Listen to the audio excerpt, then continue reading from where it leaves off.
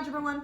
We're going to continue with another pattern today, another shortcut method for multiplying binomials. So we are still in section 8.4, second part of the lesson. And if you have your books in front of you, which you should, it's page 494, and either have paper and pencil or my note handout for today. The first thing I want to talk about before we dive in is I wanted to define an algebra word, and it's called conjugate. Now, you are familiar with English, and in your Latin class, you conjugate verbs. This is a slightly different math meaning for the word conjugate. It is a noun, and it stands for when we have a situation, we have the same terms, same order, just a different operation, and I abbreviated there. So I want to show you an example of what a conjugate would be. If I give you this binomial, x plus 2, and I said to you, give me the conjugate of this binomial, remember this is a noun in the math world, you would give me the same terms, same positions or same order, but you would give me a different operation. In the first, my operation is addition. So in my second, it would be subtraction. So you see these two binomials have everything exactly the same except for one thing, and that is the operation happening between them. So x plus 2 and x minus 2 are conjugates. Well, an interesting thing happens when we multiply two conjugates. And I'm going to demonstrate it here using the FOIL method, and then I'm going to put the rule that applies here. Remember, the reason for learning these patterns and these rules is a shortcut. It's going to make your life easier. So let's just go back to FOIL and multiply these two binomials. If I were to do my firsts, that would be my x times my x, which gives me x squared. My outsides, negative 2 times x would give me negative 2x. My insides are a positive 2x. My lasts would be 2 times negative 2, which gives me negative 4.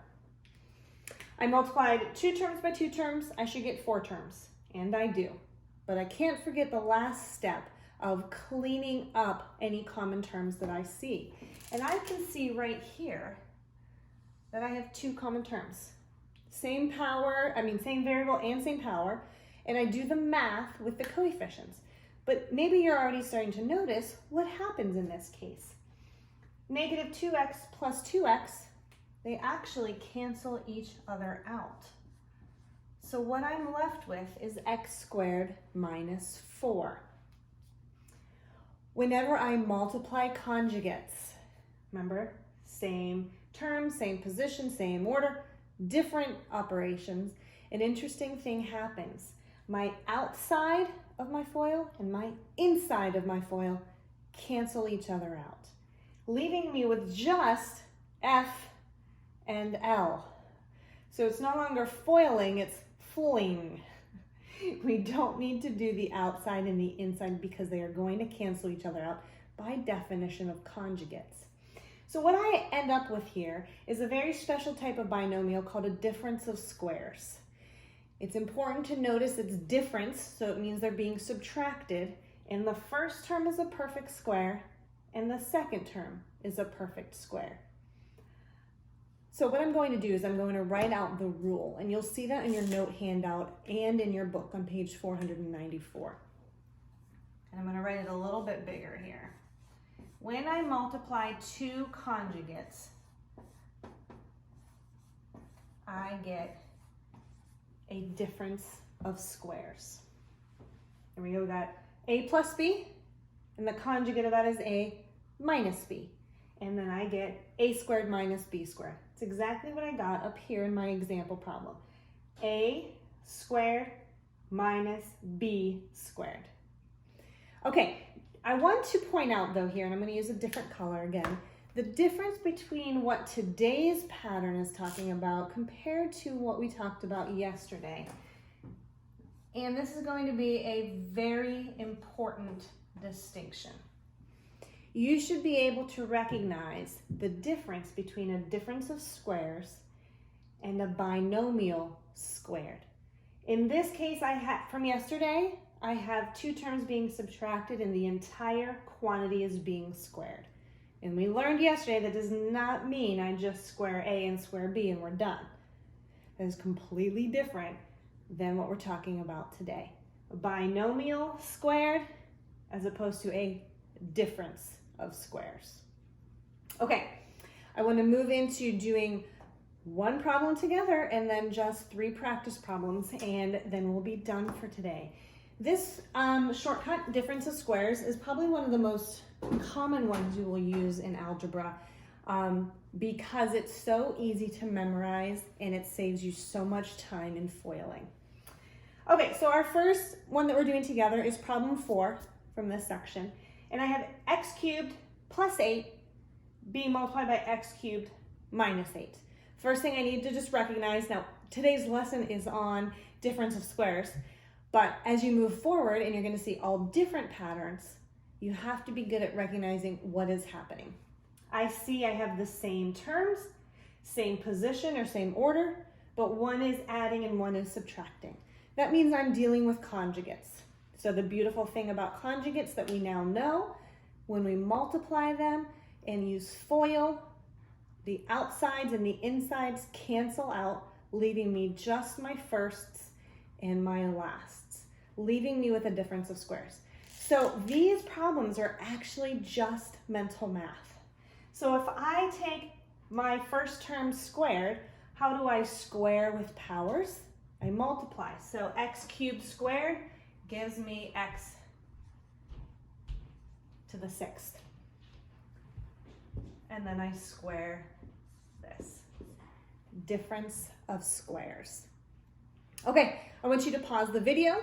And that was it. I want you to try the 3 practice problems on the note handout, or you can see them as the Got It problems under problem 4 on page 494. Try those 3 and try to do it using mental math, memorizing the pattern. So it saves you valuable time and you do not have to FOIL anymore now that you know the beauty of conjugates. Okay, pause the video and come back when you're ready to go over these. Okay, we're going to go over the answers for the 3 practice problems, and I'm just going to apply my pattern. I'm not going to FOIL any longer because I've learned that my outsides and my insides cancel out, leaving me just my firsts and my lasts. So my firsts and my lasts. Simple enough. Difference of squares. I'm left with 2 perfect squares. X squared and 81 is a perfect square. My next one, I'm going to move on to my first and my lasts. Now notice about this one is not written in descending order, as we've been talking about for weeks now as we deal with polynomials. My m to the 4th comes last. The reason that it's okay for me to leave this in this form is because it's demonstrating my pattern that I'm applying here. If you go to Khan Academy, be aware of their wording. And if they say to write it in standard form, I would need to switch this order and make it negative m to the 4th plus 36. But this is fine for today.